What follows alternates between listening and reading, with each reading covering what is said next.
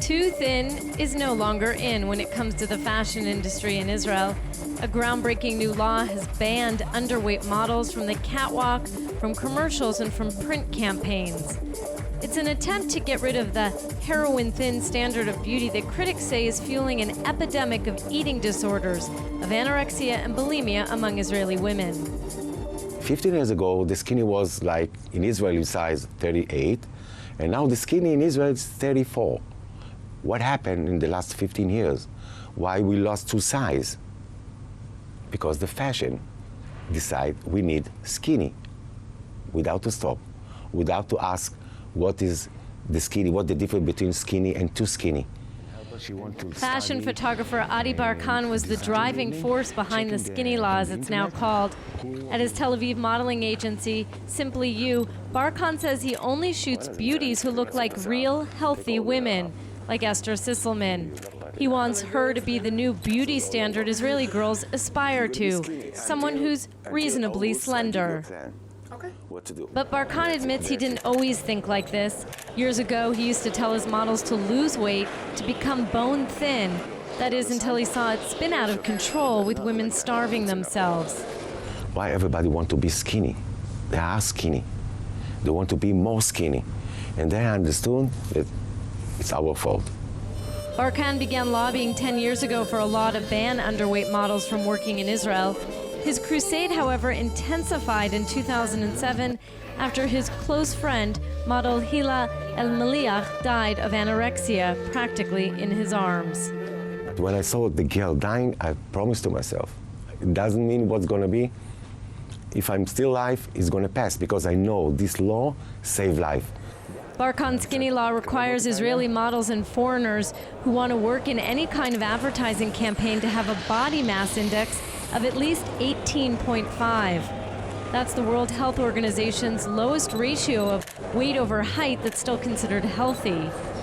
For comparison, Barkan says the industry's average for most international models is 2 points lower or much thinner at 16.5. Esther welcomes the change. So right now, to be a model, it's thought as I have to be bone skinny. But now that I de-changed that, a girl doesn't think she needs to be that anymore, so she won't. No girl wants to suffer to be thin. It's just what's thought that we need to do. Kadima lawmaker and physician Rachel Adato says Israeli women are being driven by the image of bone-thin models to become anorexic and bulimic. She wrote and championed the bill that became the skinny law. We know that every single year, there are a new 1,500 kids, teenagers, that join the cycle of eating disorder. So it's a big number. 10% of the young generation of the teenagers suffer from eating disorder. The Ministry of Health says about 125,000 women in Israel suffer from eating disorders, but many insiders say it's a vastly underreported problem, putting the number close to 500,000. Esther says weight loss is a constant concern for many of her 20-something friends. It's obsessive, it's more of a lifestyle to live your entire life to get thin than anything else. A girl feels more accomplished if she's thin than if she becomes, a professional in any sort. It's very scary. And very dangerous. In Israel, the leading cause of death for 15 to 24-year-olds is anorexia. Photoshopping is one of the fashion industry's favorite tricks. It allows them to shave off a few inches on a model's waist, legs, or arms. But in Israel, under the skinny law, it will now be strictly regulated. Any photographs that have been photoshopped must carry a disclaimer covering 7% of the photograph that says graphic editing has been done on this picture. The goal is for young girls to know that the body they're looking at is not real and can't be mimicked with dieting and exercise. Barkan believes photoshopping bodies is unnecessary and terribly misleading for young women.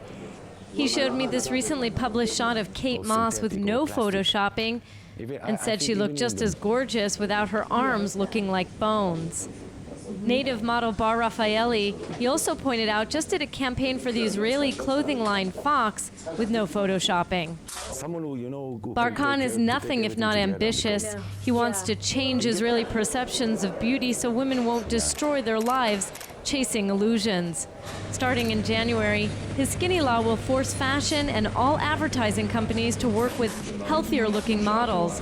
Watchdog groups, not the government, will be responsible for filing civil lawsuits against violators.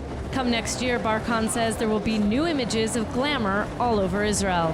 When they see a real woman in the TV, in the poster, in the cover, they're going to change. They will know there is too skinny, because nobody knows there is too skinny. They will know it's too skinny is not sexy, and you want to be sexy. They will know that a real guy wants a real woman. Bones are for dogs.